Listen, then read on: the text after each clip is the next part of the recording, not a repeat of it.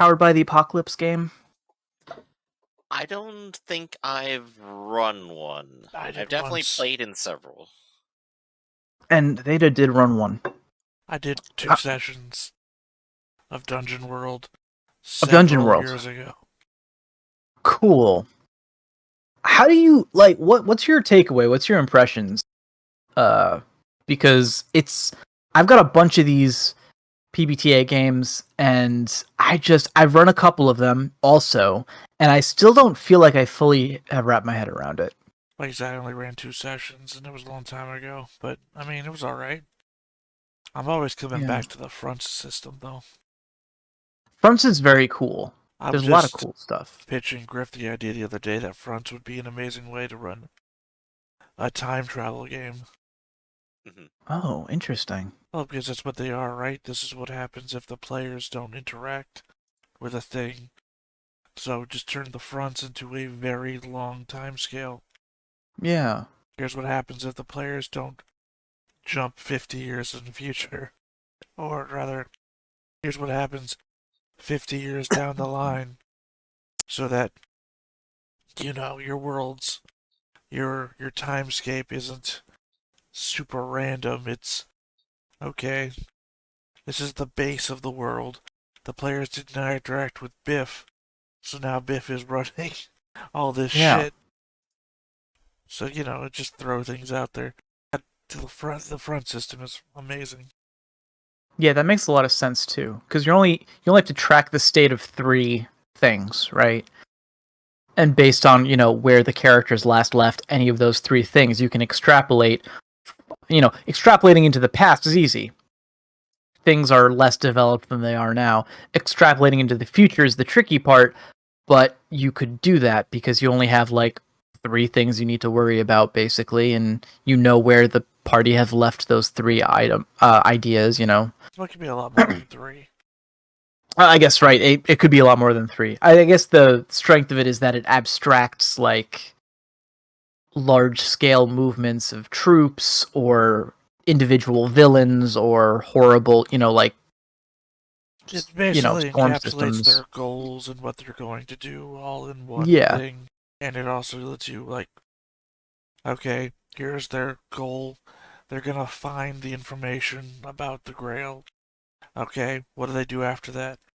Okay, after they find the information about the Grail, they're gonna mobilize and start moving towards what the Grail is. Alright, what happens then? Oh, well, they're gonna get there, and they're gonna have to realize that they need more information about how to attain the Grail. Okay, well, the party still hasn't interacted with them. Alright, well, they're eventually gonna figure it out, brute force their way through. And that's when the bad guys are gonna have the Grail. It's like, okay. Yeah. Let me just put this on a time scale. And, oh, the party jumped a year in the future to help Griff's character help their girlfriend do a thing. And, well, looks like the Nazis have figured out where the Grail was in that time. Yeah. Yeah, like you can just jump ahead on that timeline that you've set up for yourself. It also helps then that you can just go back in time, and then, oh, the Nazis haven't figured out where the Grail is yet. Because it's not just a X, they've done this thing. It turns into a, okay, well, let's go back. Here, they haven't figured it out yet. And they're not time traveling. Yeah. Yeah, it's a good way to try to keep everything contained into an expected timeline, or at least things that you care about for the story. It's a thought web that makes it so you don't have to, like, you know, that was my big problem trying to come up with how would a time travel game work is, alright, do I make like 1,000 worlds with a bunch of different shit between them? Well, it's like, okay, well, maybe it's not so much a butterfly effect. Maybe it's like a snowflake effect, right? There's a bunch of special snowflakes out there that if you mess with them, the entire timeline changes. Right, yeah. I guess it's the great person problem, right? History is not determined by great people. It's determined by all the people that supported the great person, all etc. It's that we're just going to be reductionist about it and say it was those great people, and if you mess with them. Yeah. It's easier for people to cognitively frame that kind of stuff. But it's interesting. It's an interesting design problem for like a game. Like I'm sure there's some of them out there that people have thrown together. But it would be interesting to build a game system around that very problem of like time travel. It's a cool one. Yeah. Yeah, and for me, I think the reason I mention it at all is I'm reading one of these PBTA games, and I'm just like, it's hard to. I think it's the moves, right? I feel like million mechanics.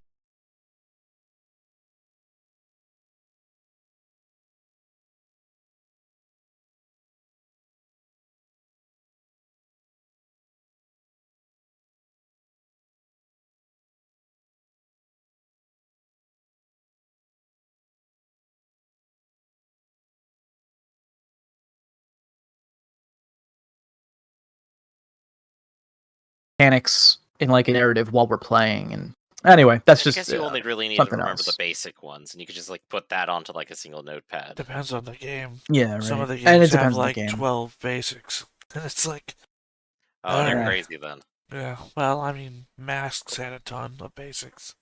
Yeah, I mean, my biggest issue isn't even that. It's when players want to do something and it doesn't neatly fit into one of those basic moves, but it still feels like something that should be rolled for, and then I just seize up because I'm just like, shit. Because in another game it would be easy. It's just like, oh yeah, we check out the character sheet, we look at the skills, we look at, and then it's like a pass fail. We just decide, what does a pass look like? What does a fail look like? We roll some dice. We see what happens. That mechanic that's core to so many RPGs, that makes a lot of RPGs easy to run, even for new players, is kind of not built in to PBTA, which is weird.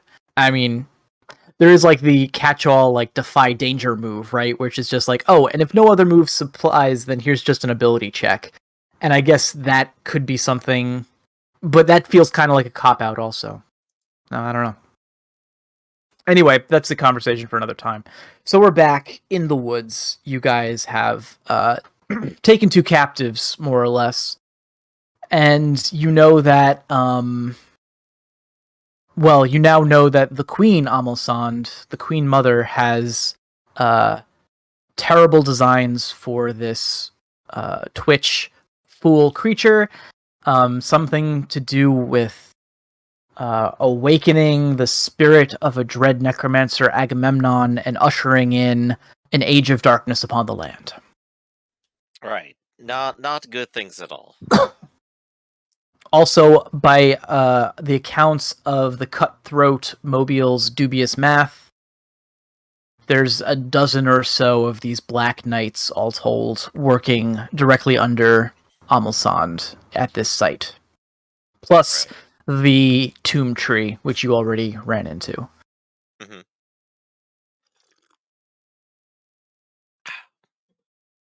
So let's see.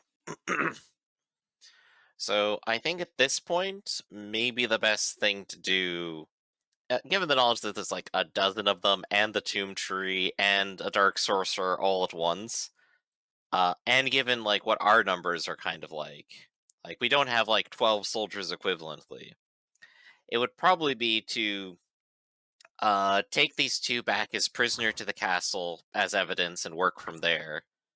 Meanwhile, I guess, what's Garbin up to? Since we've been out for like most of the day.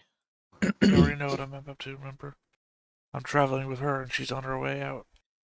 Yeah, that's what I mean. I mean, like, having up that scene and what's happening. Okay, so yeah. In that case, this is probably happening while you guys are interrogating in the woods. I'm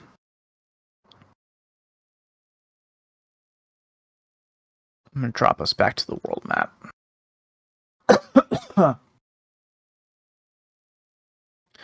Okay.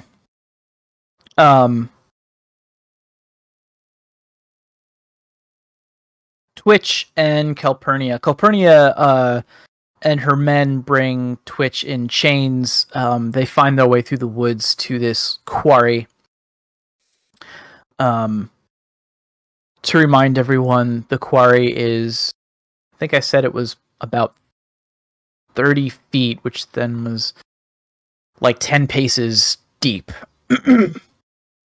And when they bring them down to the bottom, this large tree is in the center, has returned to the center of the quarry section. You can see that there is a nonogram design directly underneath the tree. Onion-eyed Datura, who is currently being possessed by Amalsand, will greet Calpurnia with this sort of air of detachment, and Calpurnia will take a knee. Obviously, she's been clued into the ranks and how this works. Maybe she doesn't know that this is actually the Queen Mother, but she knows that she has been given royal ownership, permission. The word fails me. But in any case, she outranks her. So, Datura says, "You have done well, Calpurnia. Is this him?" She strides over to the captured Twitch, who is in the process of freaking out. She gets right up in his face and she says, "Yes. So we meet again, Fabrizio." And she drags him, or she has her men drag him over to the base of this tree and chain him there. And she says, "Well, traditionally this is done at night, but I see no reason to delay. We'll begin the ceremony immediately." And several of her followers, these black armored knights, are going to take positions around the edge of this circle. I'm gonna lean in. You say Calpurnia was starting? Calpurnia was what? Did you say Calpurnia was starting this, or? No, I'm sorry, Datura. Yeah, Amalsand. We'll just call her Amalsand henceforth. I'm gonna lean in Calpurnia and whisper, "Should you not perhaps mention the children of the shade, which would possibly interrupt this at any moment?" Right. Yeah, she looks at you, she looks kind of, I'm not offended, but a little bit irritated at the suggestion.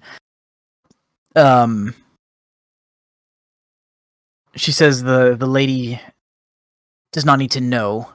Do you think it would be more detrimental to your future that they appear and she doesn't know, versus them appearing and her knowing? Particularly when the blame might fall upon you. Okay, she seems irritated, even more so now, but I guess she sees your point. And she says, "My lady, we did run into difficulty during our travels. We were able to capture several of the bandits that have been attempting a revolution against your son's throne, and we were going to bring them to be sacrificed as for the ritual, or for your own personal enjoyment as well. However, we ran into some trouble at Lord Ashton's fort. There was a prison break and they escaped. It is possible that they intend to interfere with these proceedings, but we have been keeping guard and have seen no sight of them on the remainder of our journey." As she's saying all of this, Amalsand is seems to just be delighting in the view of this ritual that she's set up for herself. Twitch tied to this tree, freaking out. the branches swaying. The whole thing she finds very entertaining, very funny. She's like half listening, and she'll say like, "Yes, that's quite fine. Nothing can stop us now." I guess also she probably would wonder who you are. She knows who Calpurnia is, and all of Calpurnia's men and all of your men are like non-entities. They're common. They're non-nobles, but you are a person, and so she will probably take notice at this point. Yes. You are, I mean, a real person. Yeah, I am a real person of noble blood. She says, "Who is this charming, noble-blooded escort you have brought with you, Calpurnia?" And you can see Calpurnia's tail twitch in mild embarrassment, but she says, "May I present the Lord Adrisgar of Averick?" I bow. All right.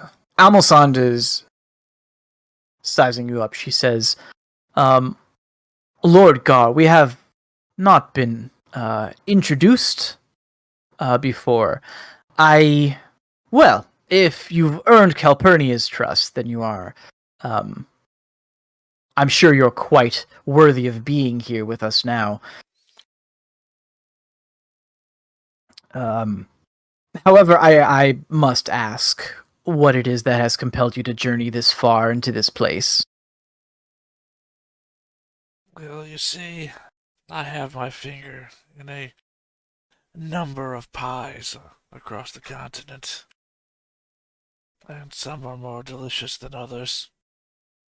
And I would be remiss if I did not myself aid one such as the Queen in what she is up to. Okay. She's going to giggle with delight at this statement and say, quite, yes, you will do just fittingly. It's always nice to have more of an audience. The only shame in all of this is that it could not be shared with more worthy followers. May I ask you, sir, if you are a follower of the Holy Light of Sa'alumer? I find that ecumenical matters are too binding. It is far easier to get along without discussing such... Sorry, I'm just thinking of the word here. Without discussing such supernatural matters as what happens to you after you die. Yes, quite. And quite so. In fact, really, all of this is philosophical nonsense. What matters most is power. I'm sure you would agree. And the pursuit and the accumulation of it. And to those ends, we are about to make history. One final question for you, sir. Do you know who this is who stands so pitifully bound before us? And she's, referencing Twitch. Yes, he's a jester of a good friend of mine. Not just a jester. No. The one you see before you is none other than the Rinaldi, heir of the late King Rinaldi, a character whose name I cannot remember right now. Fabrizio. What is it? Fabrizio. Well, I know Fabrizio's name, but I mean the name of the late king. But I don't remember his name either. Yeah, it's in here somewhere. It's in one of the adventure books. The word Rinaldi. But yes, it's Rinaldi. So, My late husband. Indeed, yes. Yep. Are you sure about that? Oh, quite sure. We've met before. In fact, he wasn't always as as jumpy as you see him now. One of the potential deleterious effects of some of my experiments. However, he still has his uses. I should have held on to him before, not having realized that royal blood would be key to summoning Agamemnon. But here we are now, a little family reunion. Isn't that right, Fabrizio? Fabrizio just shudders. So then, the sword glowed when he touched it.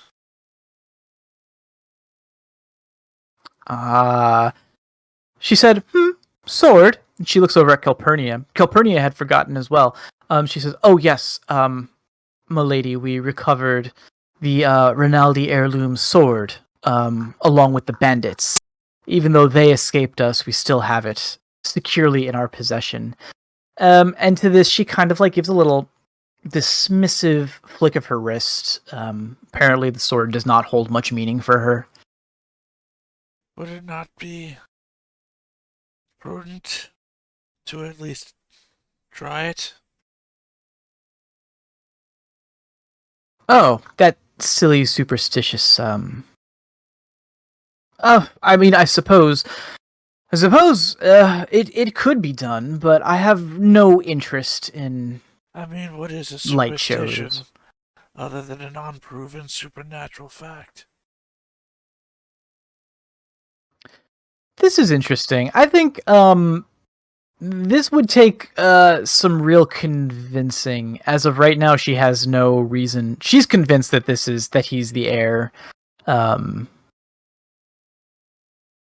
yeah, there's no real reason for her to delay her gratification any further. I mean, other than the fact that it might not be him. I mean, on the chance that it isn't him, yeah. That means that her ritual doesn't work, which sucks, but the fastest way to confirm that is by doing the ritual. I think the fastest way to confirm that is to have him hold the sword for like half a second. It's literally... I mean... It's Scott Evil saying, I'll just go get a gun. Well, I'll just get a gun. Nah. Bad blap, I mean... that'd be done right now. You just don't get it, Scott. You just don't. But the thing is, I mean, he's already tied to the tree. All that's left is to stab him. By that metaphor, she's just going to walk up to him and stab him with a knife. No reason to go digging through their supplies, grab a sword. Stab him with the sword? Yeah, okay, now that... It would be poetic. It'd be like a metaphor. That does pique her interest. That is actually juicy. And this, once is mentioned, starts to... You can see the wheels in her head are turning, and she says, ooh, oh yes, that's even more delightful. Yes. Kill the heir, pinning the heir to the last remains of his father with their own family heirloom sword. That's, too sweet. Fetch the blade, and Calpurnia will nod dutifully, and yes, she'll go through their belongings. They have a locked chest, I suppose, that they've been traveling with, and within the chest is the sword that has been carefully wrapped in an oilcloth, and when it is drawn, it is brilliant in the midday light.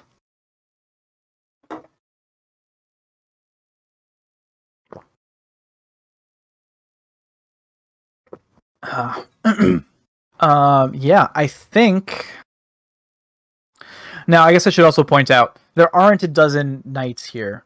There's 4 of these black knights surrounding this tree in the quarry.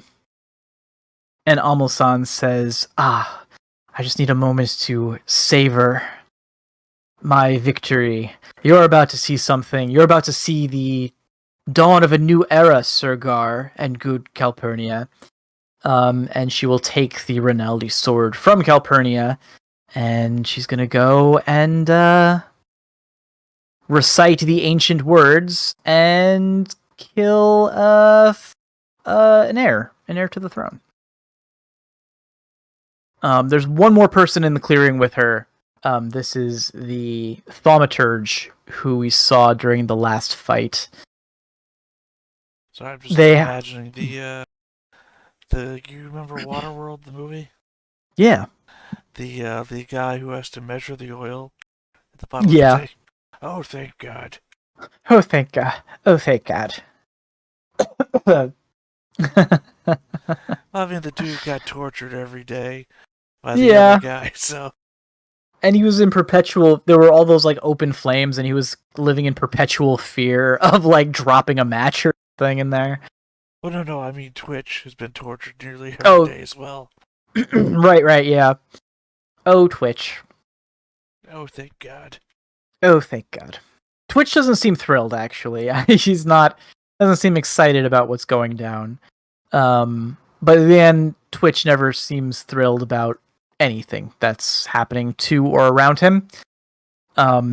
He's struggling against the thick ropes that have been used to tie him around the base of this tree, but he's far too weak, and never in a million billion years would he be able to free himself. The thaumaturge is holding a book. It looks like is it the Necronomicon? What's the dark book in this setting? It's one of those, but it looks like it's thicker than the normal one. You guys have seen your share of them. It looks like this one has been supplemented by notes and research and looks to be very old. It also has gold fittings on the binding and a gold lock, a locking mechanism as well. Your best guess would that be that this is a very special necromantic tome, and from it, the thaumaturge is reading out some scripture in an old and cruel-sounding language as Amalsand approaches Fabrizio.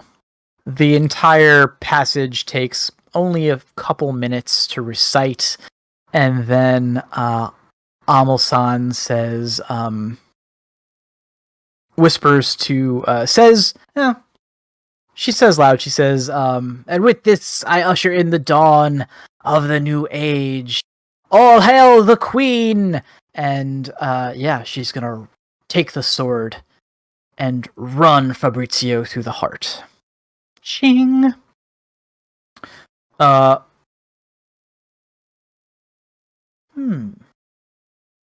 See, Griff, this was your fault. If you didn't ask, what was I doing at this moment, this scene wouldn't have happened. I was considering having dark clouds roll over the other scene, honestly, but I wanted to make sure that Adris had, we knew what he was up to first, so. But here we are. Know that I ride the wave, I just told you that. And you know what comes with waves? Of the tide. And a rising tide lifts all ships. Raises all ships. Okay, well here we go. The dawn of the age of darkness. There is a wail. It sounds like the scream of an elderly man who does not have much breath in his lungs, but uses every inch of it to express his horror and despair. The tree shudders. The branches. And as the dark black blood runs down the front of Fabrizio's chest, staining his fur, pooling on the ground, the sky goes dark, rolling black clouds from a point directly above the tree, blanket the heavens, turning this noonday scene into a dim dusk.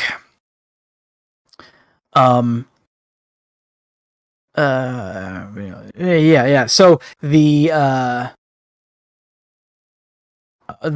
workers, the rabbits who have been excavating this pit, who have been arranged around the outer side, some of them just begin screaming randomly, but the cry is infectious. A discordant harmony of terror that sweeps over them and basically clutches at your heart, Sergar.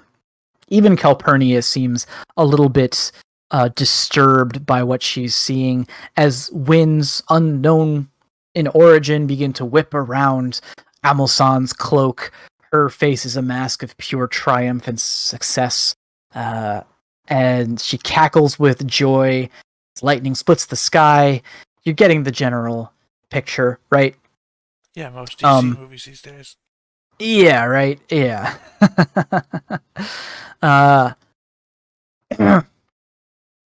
And the tree cracks. It splits down the center.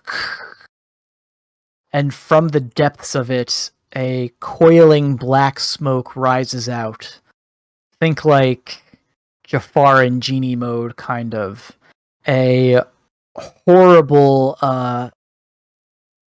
image of what looks like maybe in life was a bobcat, but now has grown to enormous size and scale, made of smoke and light.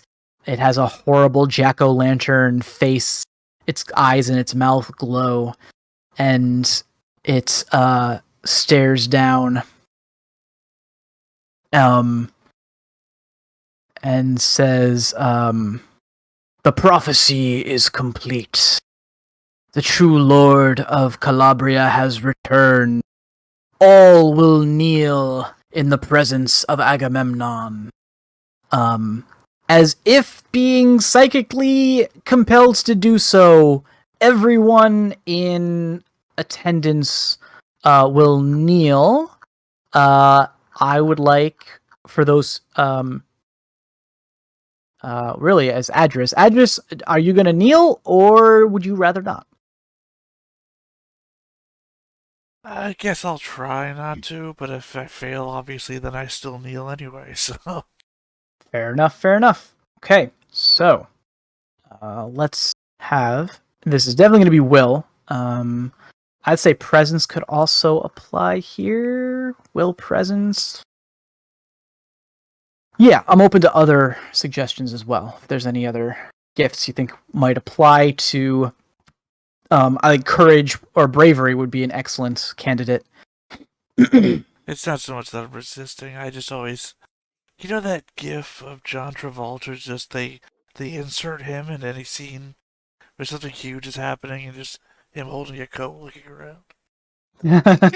I just always have that image of Adris whenever something big is happening, you just standing around. You can always tap cowardice and run away. Not a coward. I am a coward, I'm just not mechanically a coward. No, sorry, I am. I forgot. I am a coward because I have foolery. That was a prerequisite to buy. Right, gotcha. I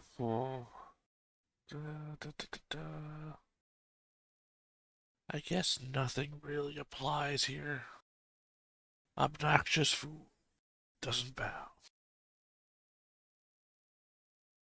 Yeah, sure, I'll throw in my personality as well. Okay. A proud man doesn't bow.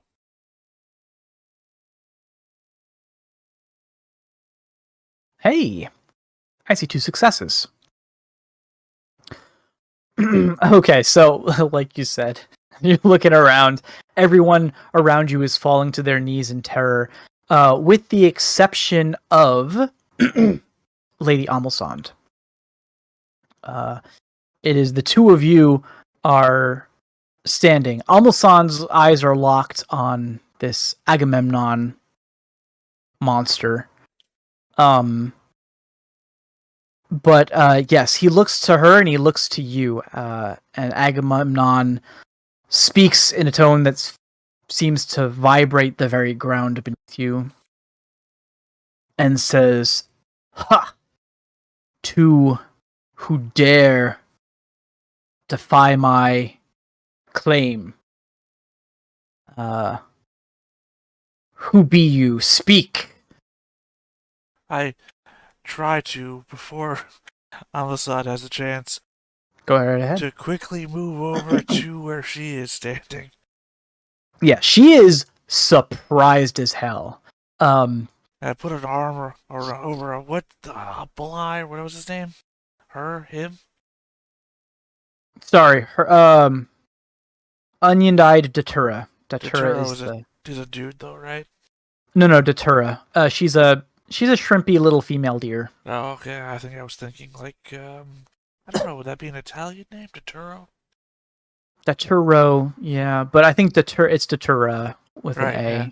And I put a arm around Datura's arm and say, "Most assuredly, we do not stand against you, almighty Agamemnon." Oh boy. Okay. Datura does not know what to make of this. This is weird. She maybe tries to yank her arm away, but I will say that her deer form is far too weak. That your just natural gorilla biceps could pretty much keep her locked in place if you want to. I mean, if I have to, I'll also whisper to her that no sudden movements, any particular actions may be seen as an insult to him at this moment. We must present a united front. She hisses back at you. What are you doing, fool? But she's unsure of how to proceed. So you basically have the floor. And he says, "So you would serve me then? Who exactly are you? What makes you think you are worthy to be my to enter my court?" I am Adrisgar, and I serve those that serve me. And none could serve me more than to serve you.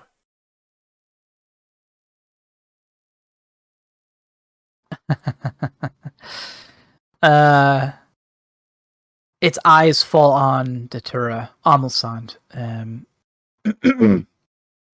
She's just gonna try to recover here and say, "He's referring to me, of course. This is my faithful bodyguard. I am Lady Amelsand, Queen Mother of the realms of Calabria, and the most powerful necromancer of my time.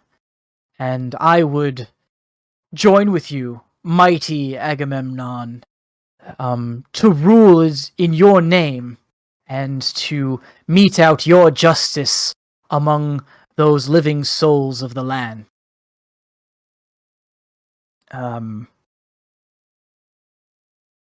And yeah, I think you two are gonna have to make a roll and see how that works out. You two are gonna have to die now. We're entering the point of the story where the newly arisen evil turns to the first evil and goes, "I don't need you anymore, zap." All right, I mean that is quite classic. I mean, it would. I only say it because it would be the best situation for me for there to be just one person, Agamemnon, and nothing else. Literally done the same thing, except I did it with Septicus. Mm-hmm. Yeah, no, I like it. So here's what I'm thinking. You guys are gonna. It's gonna take a couple. It's gonna take a couple successes on this one. I mean, you're gonna have to convince yourselves. But let's see what would apply here. I think this is another case for will and presence. I mean, don't know what I'm resisting, so I don't know to give you other suggestions. Right. Yeah, so basically what this role is going to be is you and Datura are trying to convince this entity that you are worthy followers, basically. It seems like Datura or Almosand has basically created a god, and she wants to be like archbishop, head priestess of this god, and use its powers. And who knows if she has greater designs beyond that point. But for right now, it seems... Yeah. For right now, it seems like the plan is ingratiate oneself to this creature. And in her case, she has basically brought it back to life. So that's got to help her. That's got to be a D12 at least circumstance bonus. But who knows if this thing is willing to play ball. So are you saying the role here is the cell? I think it's the cell. Yeah, I think it's the... Oh, how about negotiation then? Okay, yeah, I'm comfy with that. Instead of presence. Yeah, okay. Okay, well now that we're in the realm of negotiation, I assume fast talk would be the ploy. Yeah, I guess so. Since I have to make the cell in a minute, not over the course of hours. Indeed. So is Agamemnon perhaps giving me the bedroom eyes? No, I think Agamemnon no longer identifies. Shagamemnon. You know what? The potential there is great and terrible and would completely derail this game and probably cross over a lot of lines and veils in the process. So, no. But good thinking. I appreciate your wordplay. What about haggling?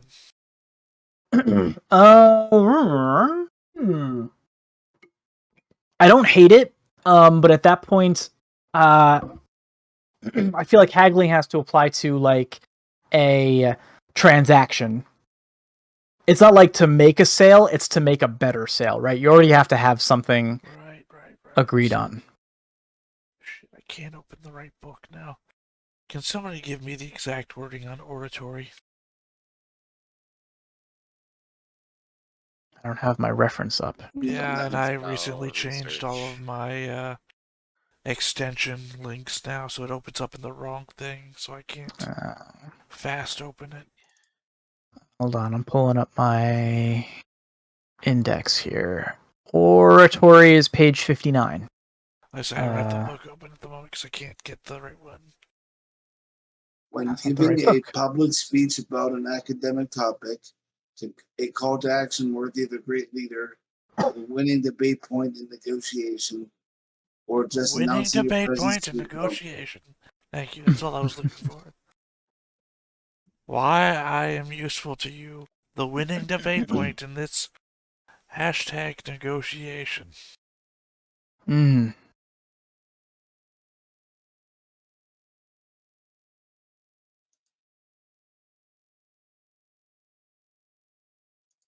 Okay. C12 to public speaking.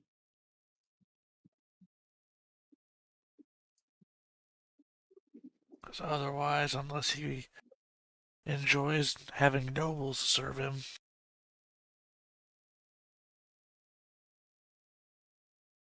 I don't think he cares at all for nobility.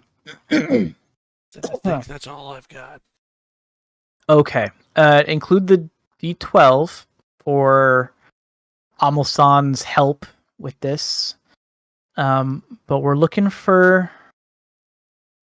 Well, we'll see how well you do. You're going to have to do pretty well. But how well do I need to do? Well, I mean, you'll need at least one success to not be smote here and now. And degree, I think it is a matter of degrees, but I feel like if you're going to become his right-hand man, we're looking for 3 successes. Damn it. My favorite use of negotiation is courtroom. And I have 9 experience, so I can't use it in the middle of the game anyway. Not excavated grave site. So that's Okay. 1, 2, 3, 4 successes. Brilliant. So, All right. does it give me the bedroom eyes now? You said right hand man was 3. What's above right hand man? Well, so here's what candy? we're gonna say. Trophy It's husband? not.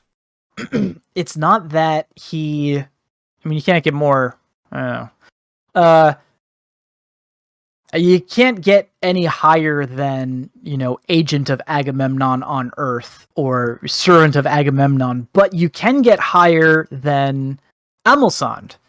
Amelsand looks, he looks at you favorably and he says, and he looks at Amelsand and he says, For what use does the world's most powerful necromancer need a bodyguard? No. Oh yeah, exactly. He says basically that you are a skilled practitioner of necromancy indeed. However, I have little use. Your powers will always pale in comparison to my own, and yet this magicless ape, he seems to have the wits and intelligence to delegate and the humility to take direction. I could use one such as him.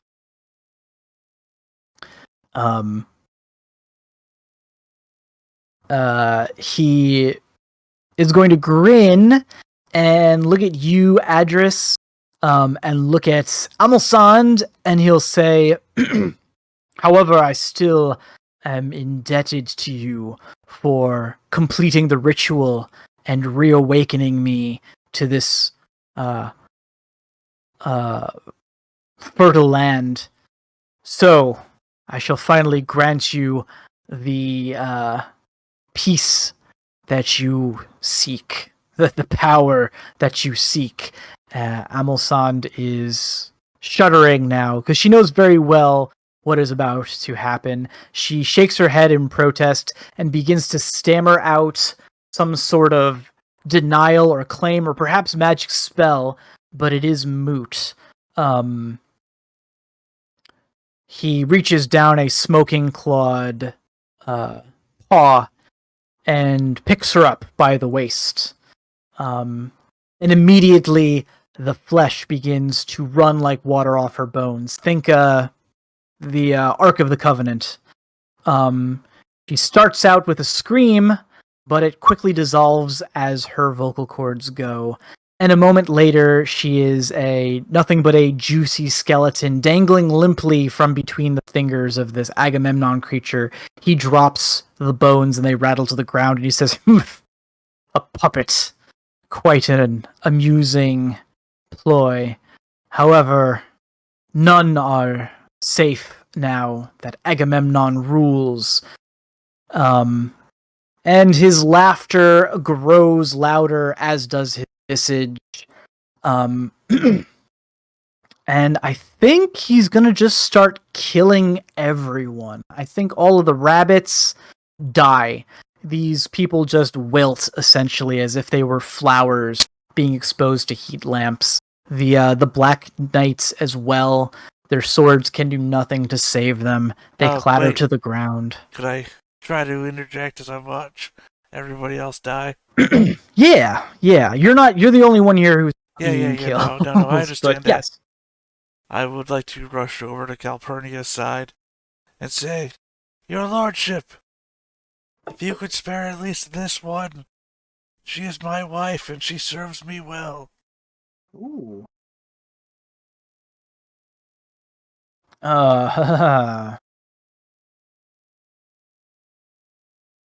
He says,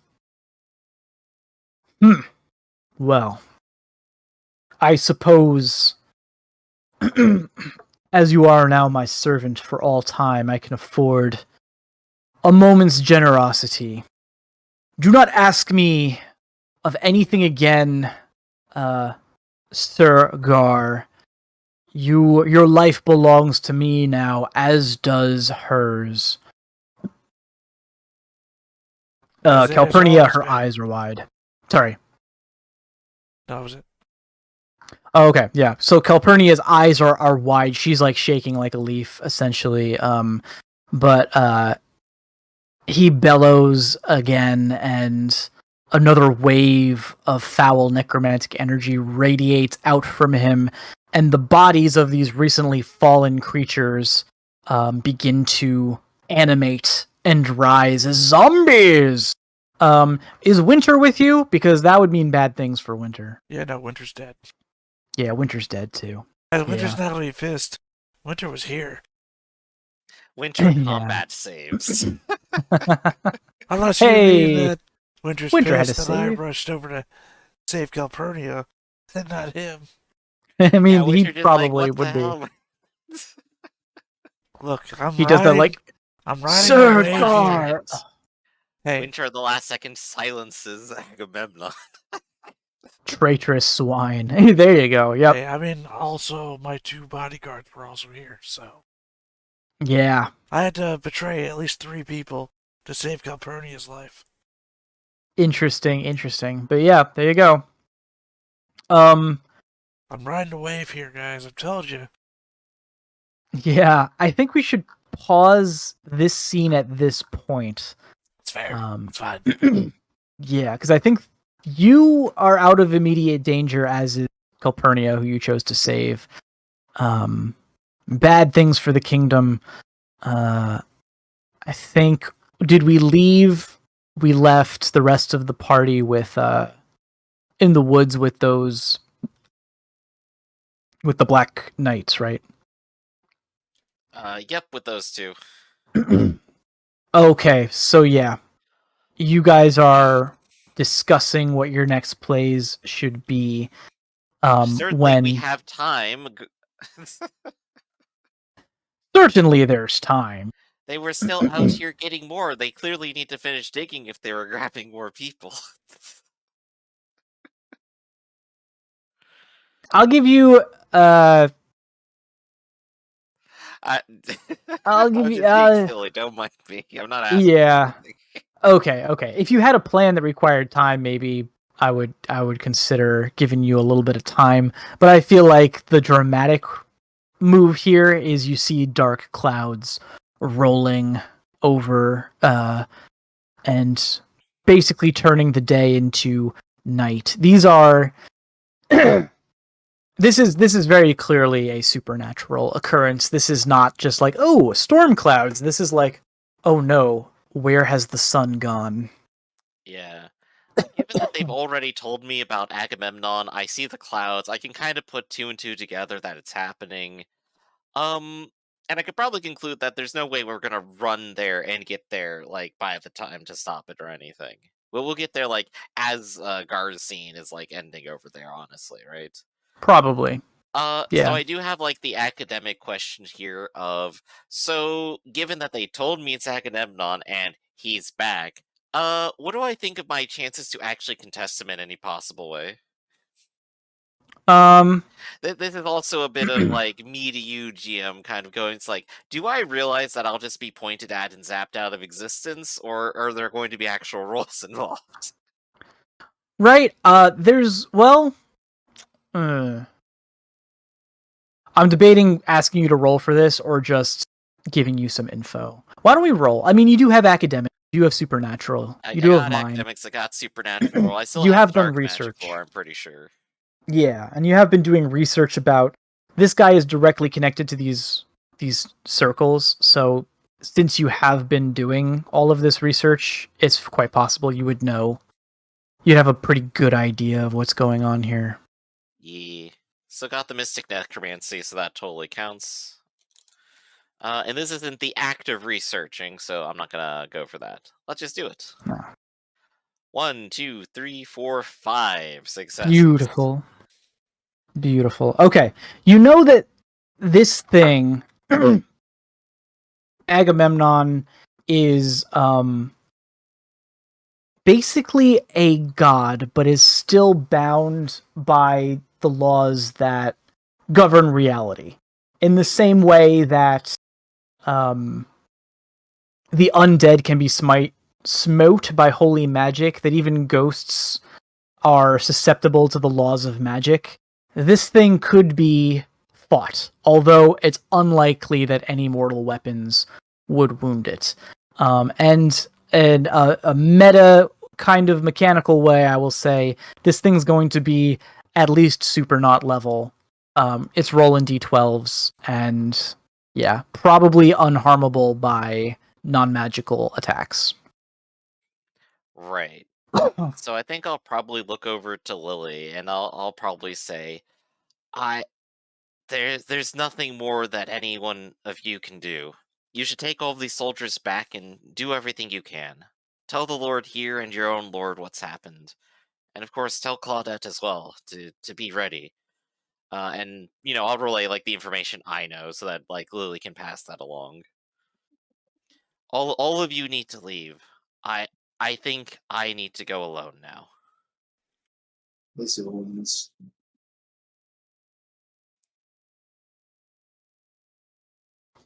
Was that Ark?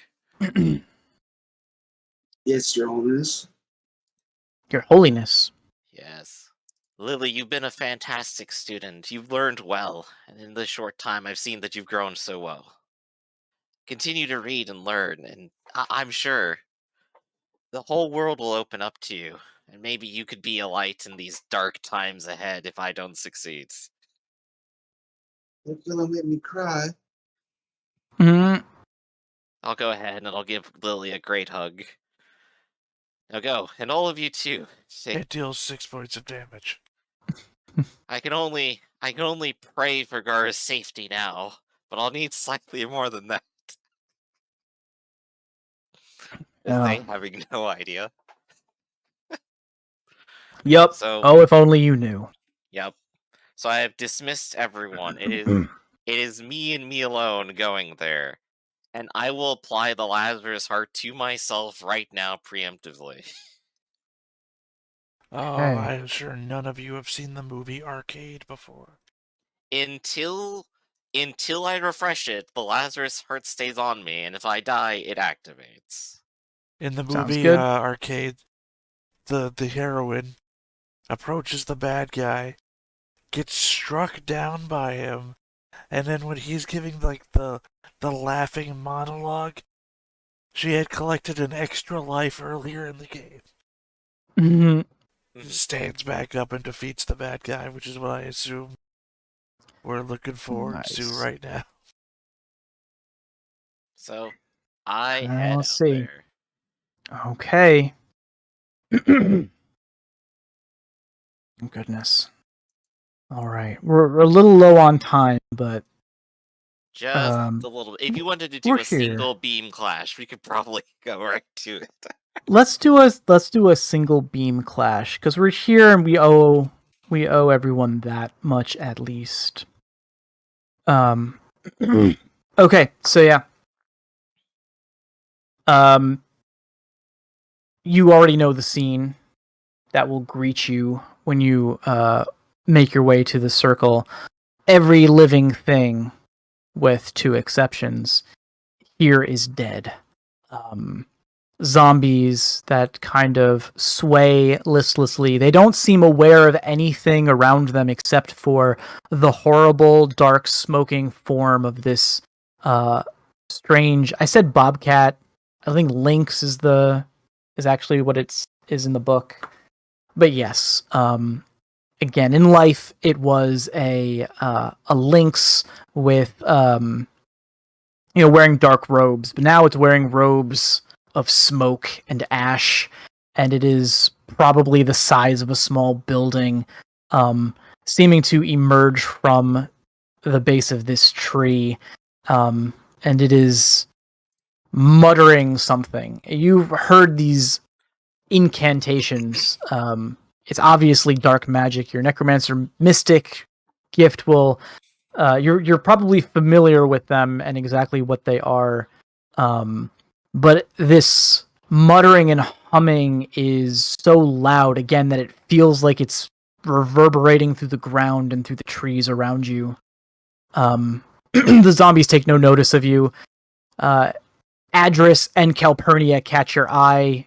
The two of them have struck kneeling poses not far from the base of this tree.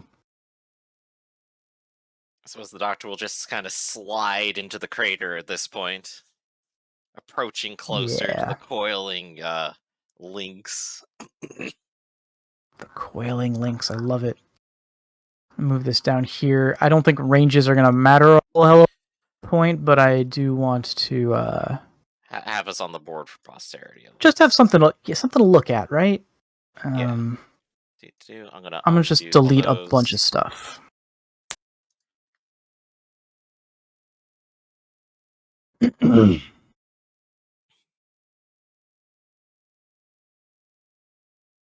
And so I guess as I'm sliding down, I suppose I get the first chance to just start talking at him. Yeah, this thing doesn't seem super aware that you are there. It is in the process of chanting some dark ritual. It seems to be the thing, mystic necromancy. This seems to be the thing that is causing the sky to blacken. And with the limited cloud cover, there's almost no horizon left of sky visible. It looks like it has at least reached quite a large distance already. Yeah. Well, since he's not paying attention, we'll just go ahead and say my rod is now glowing with the light of fulgration, just like sparking a little bit of that electricity off the top. Yeah. I'll just kind of shout out at it, Agamemnon! Down You here! break his concentration. He glances down. He glances down at you and he says, "Huh! More followers?" No, I've come to put an end to your darkness once and for all. Putting you away was too much of a mercy for someone like you. I am an inevitability. And when he says that, you can feel him gathering dark forces, torment his evil necromantic rays into his ghostly paws. Right, and I'm ready to counter it with full great fear. Just holding up the staff, taking a kind of guarded stance and going, I'm just one person, but that's all that it takes. I'll be all the light needed to banish you. My little heart can't take it. Yes, this tiny little cowardly armadillo. Okay, let me figure out what I'm rolling here. Yeah, okay. Essentially, he'll attack with Torment, obviously, or whatever spell he chooses. I'll counter because I have the staff and I've loaded it up in there. And I would like to claim guard, which is going to be like a D8, so it might not even matter in this contest. I think that's fair. I'm just going to double check the Torment rules, but I think I know what I'm rolling.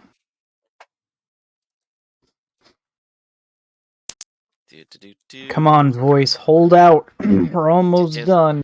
Just one little bit more. Mine too. Yeah. Okay.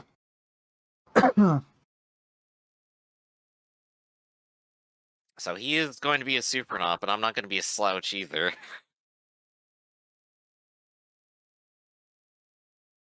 Yeah. There's some other options here, but honestly, I think Torment is the way to go. Mm-hmm. Critical, damage +1, penetrating, weak. Yep. And he is rolling a disgusting number of dice, so just... Ouch. Sorry, just so you know. You should get know my reroll, so I could still outroll him, and we're both at D12s anyway. Hey, okay, so he's rolling 8 D12. Alright. So I'm going to roll my set here, and I have a high of a 9 on the first one, and that is a high of a 12. With an 11 to follow it up with. 12 and an 11 will beat your 9. Okay. But the reroll just really doesn't matter on this one, that's for sure.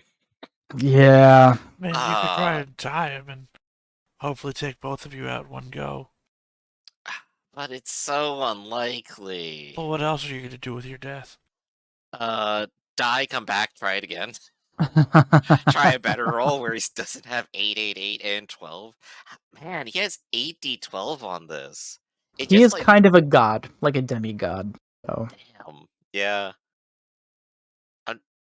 That's like... So wait, he has like 7 dice of like... What skills actually roll for Torment? I'm just curious here now. Torment is will, leadership, plus technically 2d6. I didn't actually roll that. Torment is just will and leadership. So this is a god. Okay. So yeah, he's a better leader than I am. I've already rolled around to having an additional d12. And it's just not enough. We're gonna say those 2d6 became 2d12s. Or he had like 7 careers or something towards it, really. Yeah, that actually is probably the case. Yeah. I mean, this is also what we're looking at here is some very late stage like master forgotten necromancy. It's like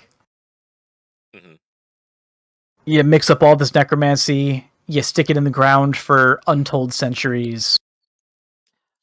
So let's see. So that is still 2 hits, and what's torment damage? Torment damage is +1 critical, so it's actually 3 successes. Damage +1 makes it 4 successes. And penetrating and weak. So penetrating, I don't know if you're wearing armor, but weak, so you get to soak against the 4 2 times. I have my natural armor. Does that actually count? I don't know. I don't know. It's still body. It is armor. Penetrating is like your physical defenses don't help you. It's just your constitution and your will if you have natural resolve. Armor is counted as armor die. Yeah. I think penetrating it is, goes through it. Yeah, so I'm dealing with a d6 and a d12 then. Versus what did I say? 4? 3, 4? 3, yeah. 4? It was 2 successes, critical makes it 3, damage +1 makes it 4. And it is weak, so I'm rolling twice. Indeed you are. So versus 4, I could actually fully soak it, technically. Good. Or most of it. That's 1. That's 1. Okay. That's 1. You're still standing, but you are being driven back by unholy laser beam. Indeed. Your laser beam's getting pushed back into your face like every movie since Harry Potter. Yeah, the next one will almost certainly kill me. In fact, before Harry Potter, I have to put it. Oh yeah. Yeah. So I can, in fact, go ahead and load it up again, and as he tries to murder me, go ahead and try to resist again. It's basically how it goes. Yeah. This is I like it as away. Just counterattacks if you want to do that. Yep, essentially. And I suppose I would not have the guard anymore for all the things I gotta do all at once. Alright. Would have coward if I wanted to dodge it. But this is... But yeah, since we're trying to fast track instead of doing a fight, we're just doing attack and counter. Yeah, we're kind of doing the fight. We're just abstracting a bunch of this stuff. I think it makes sense. So it's technically this is your turn now. You're attacking, and he's counterattacking. The only thing I could ask for extra here would be to apply the fact I have Mystic, White, and Dark Magic at the same time. Which would give me 1 more d12 at most, versus the thing that is, of course, the essential abstraction of Dark Magic right now. Right. Normally I feel like that doesn't have a combat application, but I will give you, in this case, yeah, I'll give you a d12, 1 bonus d12 for your dark magic. So now I'm only rolling half as many d12s as him, which, that's fine. So let's give it a try. Let's see how round 2 goes. Round 2, fight. Oh, I have the 12 now. And on my own merit. And I do not. I have an 11. There you go. So that is only 1 success, But it is slaying, so that pushes up to 2. So we have 6 with weak for Agamemnon to deal with. Should give him a token, shouldn't I? Like it comes down to like us both being afraid. Right. Losing the will. Sorry. What did you say the total was that I'm rolling against? 6. 6. 6 weak. 6 weak. Okay. And then sweep the Gar. Yeah, right. 2 successes. That's 3 successes. So that's 3 damage. Hey! That would give him hurt, injured, and afraid! Ha! Reeling. And reeling. And that would mean that since he attacked me while I was defending, I could try to go ahead and finish him off while he's not defending, while he's reeling, and while he's hurt. Now would be your opportunity. Now would be the one chance for every single person out here. Well, wait a minute. Yeah, all 2 of them. Did you attack first, or did he? I've been defending on counter the entire time. So on the second one here, I was reeling. I couldn't have attacked in the first place. So I was banking on him attacking and countering again. Because I'm also afraid, actually. Oh, so the unspoken thing is that he then took another turn to attack you. Yes. Yeah, oh, okay, which means you probably should have had guard up or something. So, yeah. But okay. And that was only for the first one, though. With guard. But, so to make this happen, Gar, I need you to give me the strength to follow through to finish the fight. Rally me. Oh man, Gar. My companion, my friend, please. It's so good. I can't do that, dude. Yeah, you just have to twist The Hal meme. No. What about Calpurnia? She's pretty scared. Calpurnia is terrified. Is Calpurnia going to try to... Oh man, is she? Or Lily, like, comes up on the cliff and just yells to us, like, yo, you can do... I give her a 50-50. If she rolls a 3 or more on this d4, Calpurnia? she'll help you. Calpurnia. 4. Okay, yeah. She decides that regardless of her politics and yours, everyone now is an enemy of this that seems like giant black beast. What a twist. The heroes become villains. Villain becomes hero. Calpurnia is going to roll... I mean, that she was entirely behind everything that was about to happen. Up until apparently it happened. You know, did not I never thought like jaguars would eat my face. Also, I mean, I saved her. Alright, so here's the moment of truth then. They got reeling, so it's an extra d8, and that's all I get. Let's do it. Well, wait, I didn't roll for her... you have to actually rally. go. Sorry, I thought the d4 was for 2. the rally. Okay. No, sorry. You're good, you're rallied. Okay, so you rolled. Top of the 7, they can not a lot of still high dodge. ones there. They can still dodge. Cannot counter, right? Yeah, can't counter. Okay. All right, you're gonna dodge. Slowly inches away. Yeah. Well, I mean, her rallying him is basically a betrayal of me. So, I don't want to... It's that time where, like, a sports announcer says something racist on screen, and all the other announcers just like, I don't want to be in the recording. At the very least, even if this doesn't succeed, he's still afraid, and he leaves the field, which is hilarious. Yeah. Unless okay. he has bravery or something. He's a super nut. Unless he has a whole bunch of weird stuff, but yeah. Super nut probably does. I can reuse my knack reroll versus that 9. You gonna? I'm going to. Now's the time. That's the time to use this stuff. Oh! 10 and 11, that's 2. That's a 2 hit. That's a 4. 8 with the damage, and then 9, 10.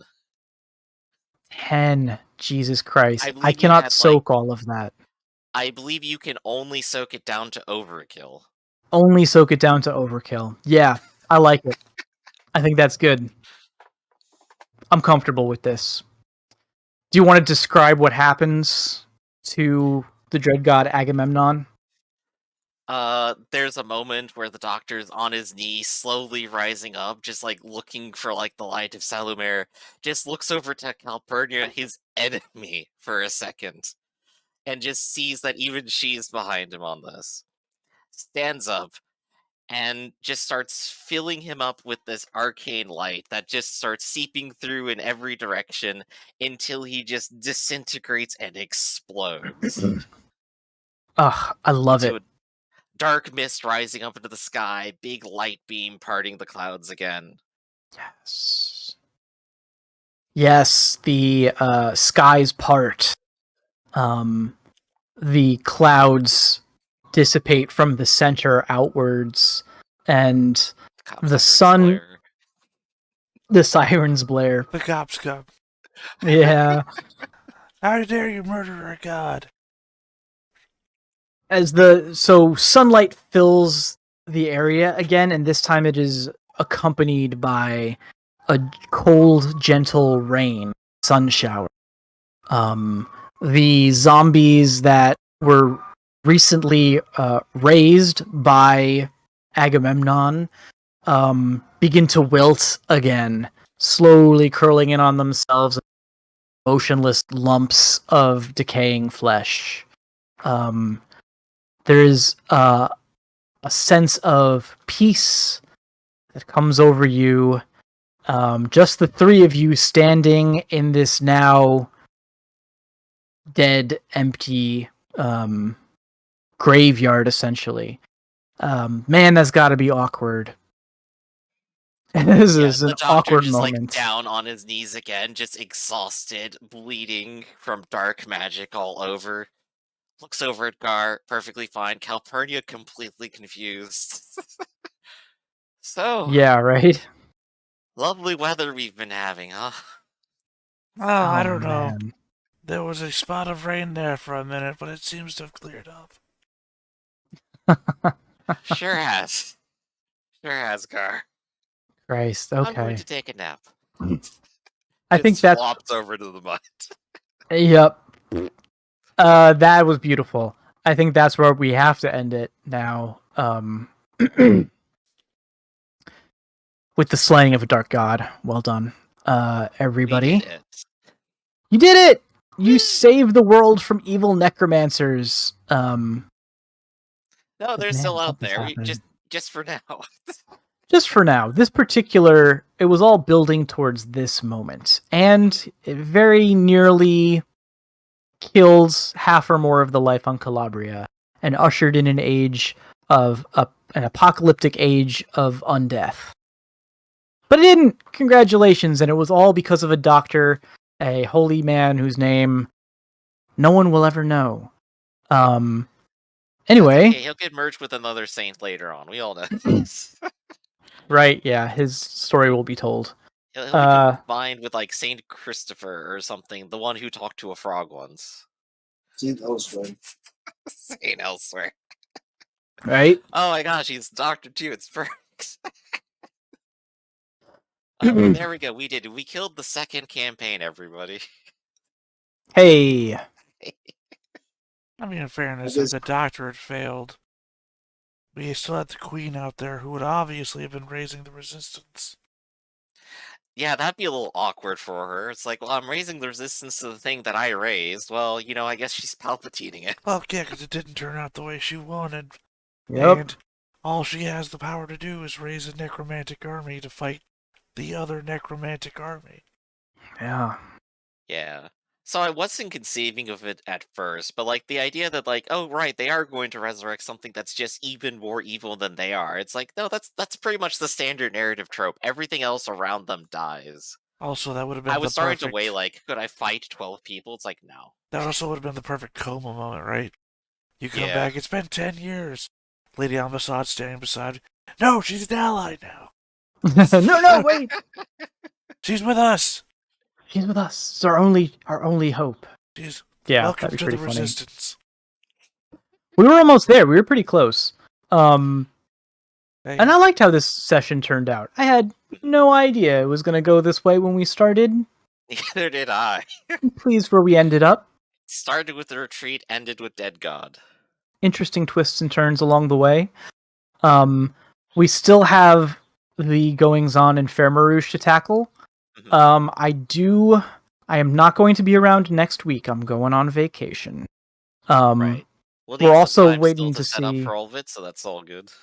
Yeah, and waiting to see what is going to happen with Rafferty too. Like, I kind of want him to be there also, but also we can't postpone this thing indefinitely. So, I suppose one of us could always take the reins of Anishka.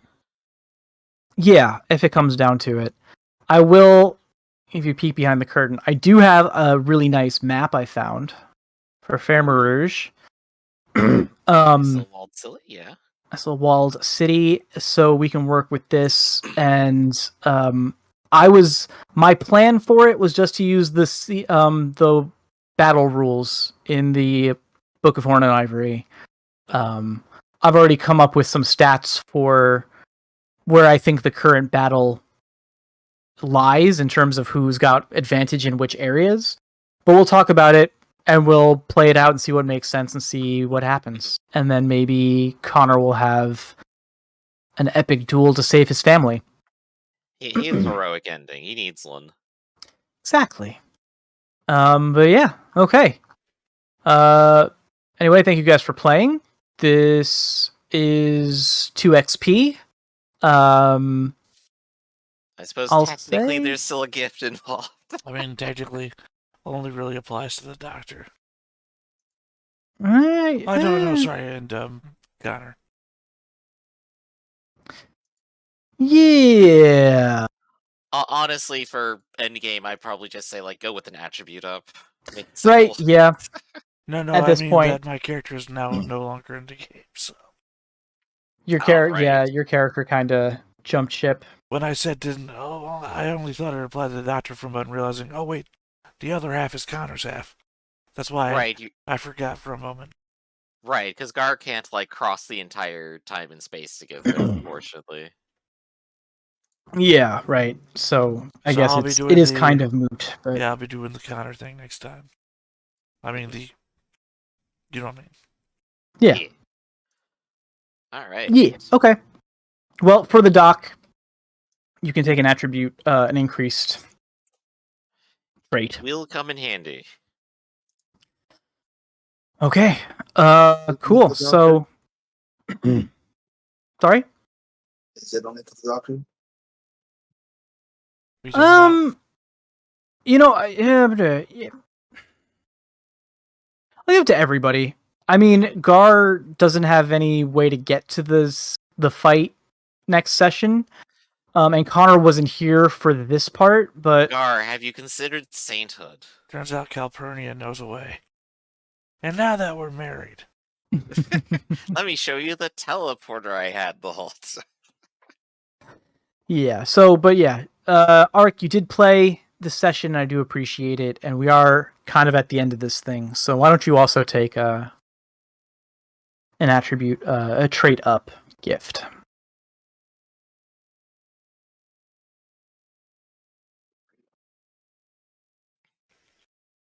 Alrighty. Suppose we should do our mottos then. Yeah, let's wrap it up. You want to start with Ark? My motto is one hand washes the other. And we also had Griffin First, do no harm. Second, get paid. and Theta. Strength and guile. All right, guys. Good game. Very interesting. Like I said, won't be here next week, but hopefully the week after that we can see what's going on in Fair Marouge. Alrighty. Well, we'll see you all guys next time. Yeah. Next time. Yeah. We'll probably see you next then as well.